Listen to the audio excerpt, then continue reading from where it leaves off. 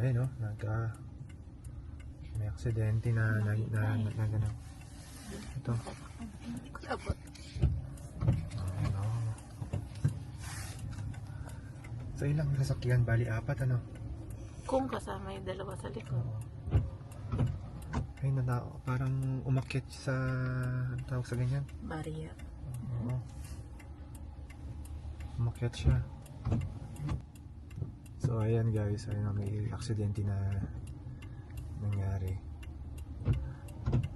So parang inakyat niya yung barriers. Tapos yung ano kaya, siguro padiretso dito. So umakyat na lang siya nung ano. Yan. Maulan kasi, kaya siguro nadulas.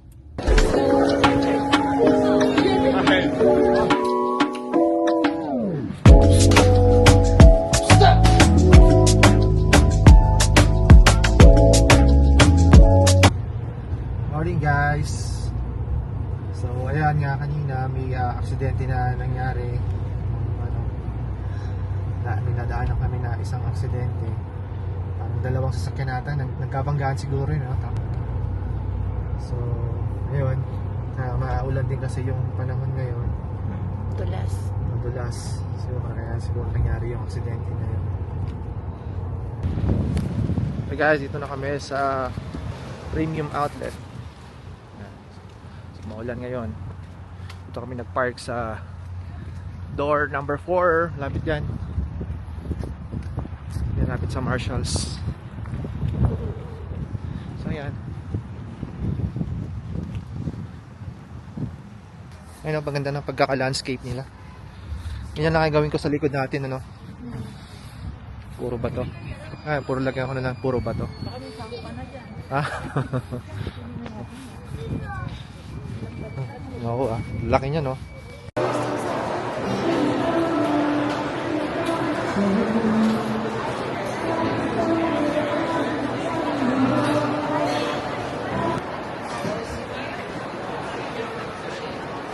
So, okay yung ano? Top 1. Top 1. Top 1 ka din? Oo. Ano gusto mo pa iba? Ay, boba. Pwede rin yun. Ha? Taro boba. Saan yun? Ano? Top. Okay, ito.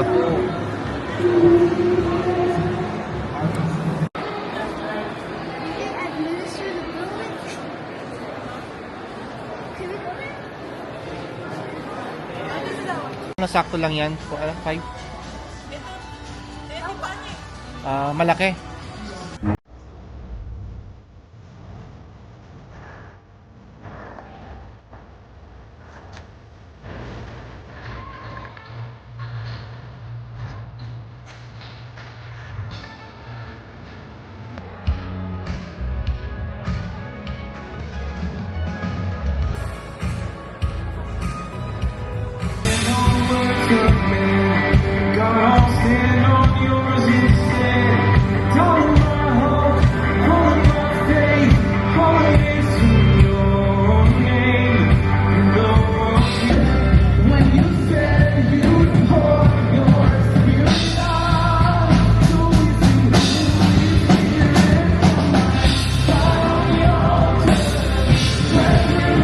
The mentors and anchors, the coaches and counselors, teachers and trainers, the men who shape us and show us the definition of faithful, strong, and wise. The fathers, always by our side, with us and for us, steady and courageous, ready to inspire and encourage, and give us a word of wisdom, a voice of reason. There is no doubt where their strength comes from, what their hope is set on, who their eyes are fixed on. The embodiment of legacy, humility, integrity. Needed and necessary, dependable and trustworthy. The fathers, the men who lead and love and believe in us even when we don't.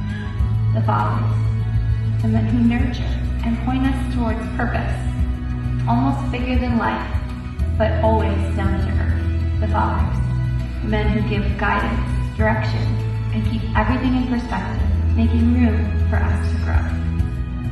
We may never know the prayers, the tears, the sacrifices that fathers make on our behalf, yet still find time to play and laugh and rejoice in the day that the Lord has made. The fathers, the heroes, we honor you today.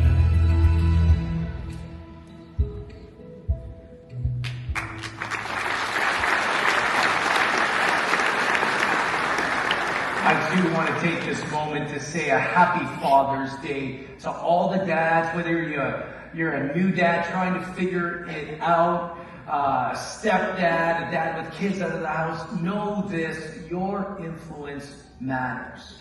So fathers across all our campuses, I want to speak a blessing to you, not because you're perfect, but because you're present. Not because you always get it right, but because you keep showing up. You matter, your role is powerful and deeply important in God's plan for your family. Studies consistently show a strong correlation between a father's faith and church attendance and his children's faith development and their church engagement. And so dads, I bless you today with no pressure to do more, but with encouragement to keep going.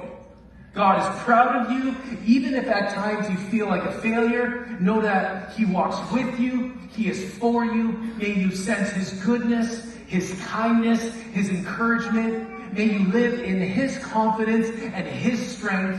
May you hold your head high, knowing that the one who saved you is also the one who called you and anointed you for your position as dad.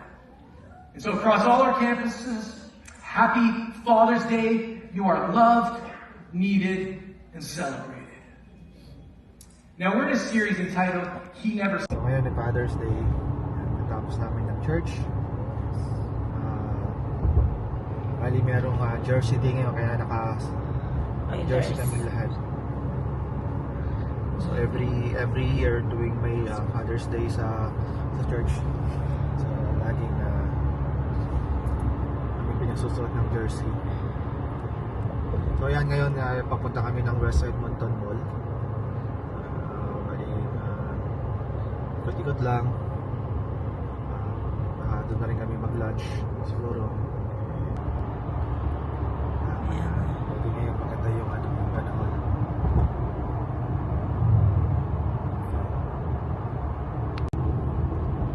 So bali kahapon nga pala guys, hindi na ako masyadong nakapag-video. Antok ako kahapon. Kasi yan ba, 3 hours lang ito, 4 hours lang yung tulog ko. Pagod ka kaka-shopping. So ayun. Nabisi ka. Nabisi sa kaka-shopping, window shopping. Ilang minutes pa? Ha? Ilang minutes pa to eh?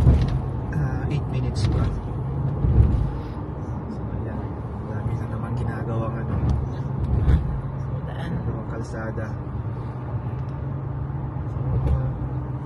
Every summer ganyan, pero at least di ba nakikita mo yung kung saan napupunta yung binabayad mo sa tax.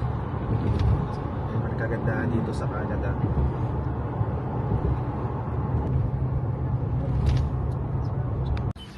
So ayun guys, dito na kami sa West Edmonton Mall. So ayan, punta na kami. So dito kami na-park sa likod ng TNT. Sports check. Makadali mo pa ako sa sports check, mama. Saan mo gusto pumunta? Ha? Pag ganyan may mga okasyon, sasagad mo. Kunin mo lahat ng gusto mo. Ganun ba yan? Oo. Basta huwag mo titig na presyo. Bakit? Hindi naman ikaw lubayad. Kaya mo ako mo problema. Ganun ba yan? Basta kunin mo gusto mo. Galing naman. Father's Day na. Kala ko ba Sunday lang? Father's Day na. Ha? Nakamul ka na eh. Pwede ka na rin bumili na dyan. Gulay-gulay mamaya. Sa TNT. Orange. Orange. Hindi ko yan hindi ko nakita sa Japan. Galing Japan, ano? Dalawa yung matcha o. Ay, o latte. Matcha Yung latte. milk. Oo. Yan. Ito, hazelnut. 20. Tira-tira. Tiramosil, tiramoko. Alright. Real cheese. Ito,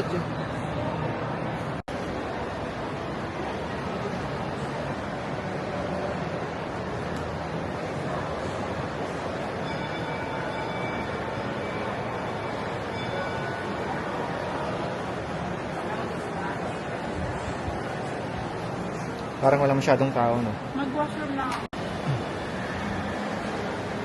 Parang walang masyadong tao ngayon sa West End.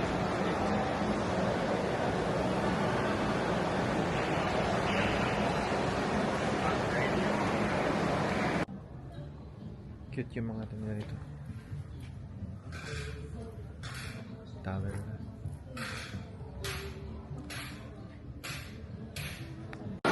Lunch muna tayo. Ano ba lunch natin?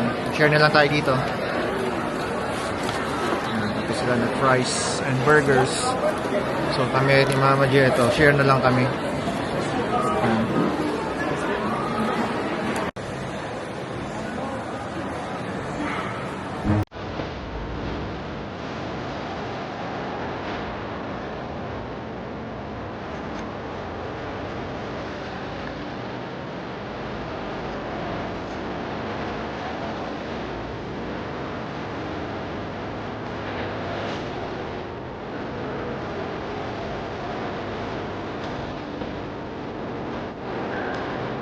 Yung type ko na, yan yung type ko na van. Kaya lang electric siya. Ganun.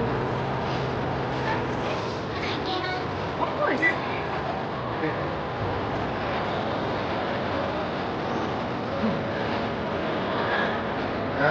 Electric ka? Ay, mali ko.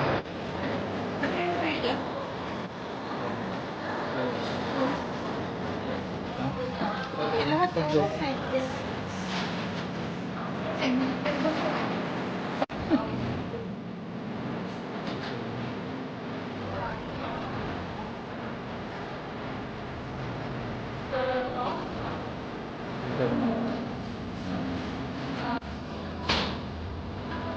Yan. Light blue. Bango. Yan na lang.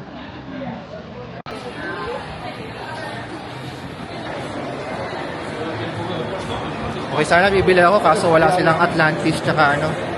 Tsaka, oo. Ang pangalan isa? Aficionado. So, ayun yung Hollister. Tayo dyan. Ay, second cup muna tayo. Sige. Ano ba dyan? Meron bang ano dyan? Kaping barako? First time ko na yan. Ano ba yan? Second Hollister cup. Ano, second cup. The third one.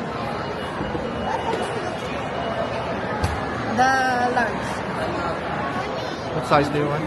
Large. Can I get myself something? We have smoothies also sa Kia. Ayan guys, pauwi na kami. Wala kaming nabili. Ano lang. So, window shopping lang. Kumain lang kami, nag-lunch lang kami. Dami mo naman nakain. Ha? Dami mo naman nakain. Nag-share kami sa Chinese food. So, ayan. So, ito, nasuot ko pa rin yung jersey. Ayan. So, yun lang.